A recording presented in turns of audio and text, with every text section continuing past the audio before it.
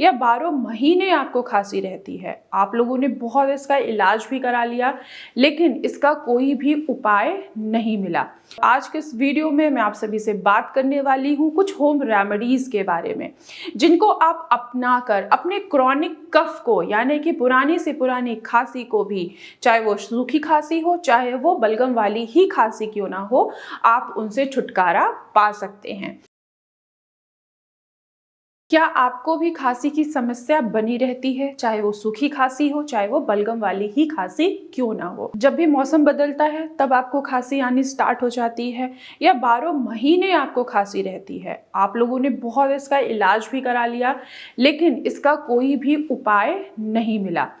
बहुत सारे ऐसे पेशेंट हैं जो सूखी खांसी से और बलगम वाली खांसी से परेशान रहते हैं। मैं डॉक्टर कंचन और आज के इस वीडियो में मैं आप सभी से बात करने वाली हूँ कुछ होम रेमेडीज के बारे में, जिनको आप अपना कर अपने क्रॉनिक कफ को यानी कि पुरानी से पुरानी खांसी को भी, चाहे वो सूखी खांसी हो चाहे वो बलगम वाली ही खांसी क्यों ना हो, आप उनसे छुटकारा पा सकते हैं। तो चलिए वीडियो को स्टार्ट करते हैं।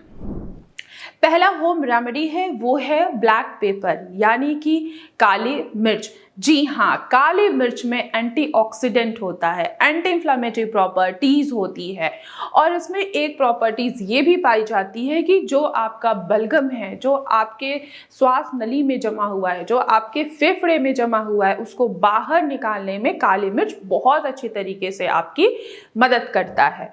तो आप काली मिर्च का इस्तेमाल करके अपने श्वास नली में आए हुए इन्फ्लामेशन को कम कर सकते हैं, साथ ही साथ जो स्ट्रेस आया हुआ है उसको भी आप रिड्यूस कर सकते हैं और बलगम को बाहर भी निकाल सकते हैं। दूसरा घरेलू उपाय है ब्लैक सॉल्ट यानी कि काला नमक।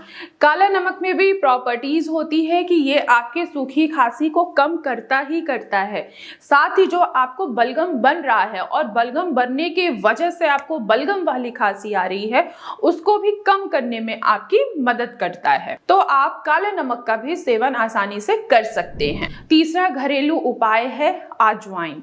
आप लोगों ने देखा होगा कि जिनको बहुत ज़्यादा खांसी आती है उनके सीने में बहुत ज़्यादा जकड़न होती है, कंजेशन फील होता है, तो अजवाइन उस कंजेशन को बाहर निकालने में आप लोगों की मदद करता है।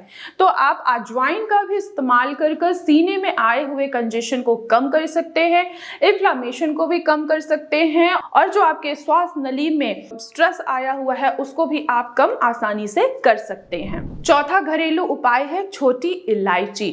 दिखने में ही छोटी होती है लेकिन उसका काम बहुत ही अच्छा है।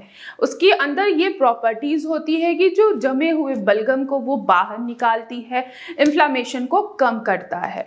जाहिर सी बात है कि जो आपकी श्वास नली है, जो आपका एयरवेज है, वो बहुत ज़्यादा ड्राई हुआ पड़ा है, उसमें बहुत ज़्यादा स्वेलिंग आई हुई है। स्वेलिंग आने की वजह से, इन्फ्लामेशन होने की वजह से वो आपकी श्वास नली श्रिंक हो गई है।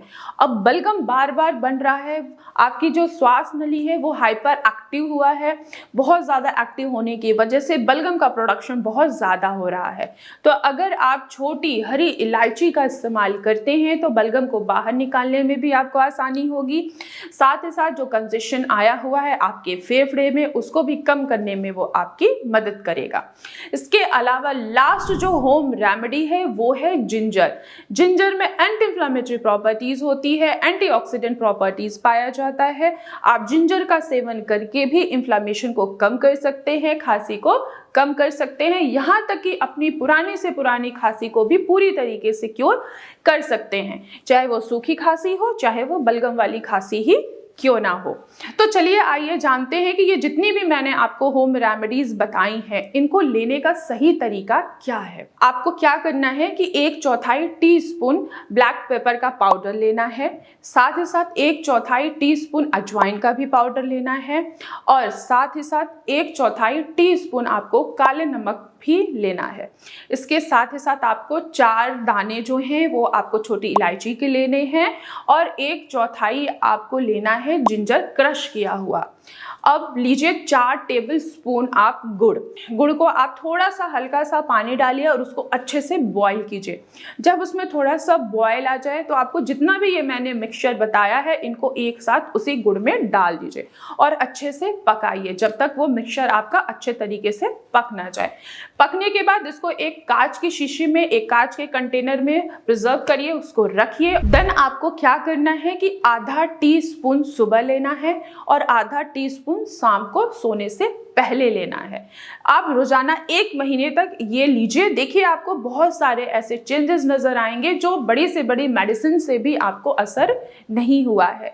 तो आप ये पूरे होम रेमेडीज को अपना कर भी आप अपनी पुरानी से पुरानी खांसी को पूरी तरीके से क्योर कर सकते हैं, चाहे वो सूखी खांसी हो, चाहे वो बलगम वाली खांसी ही क्यों ना हो।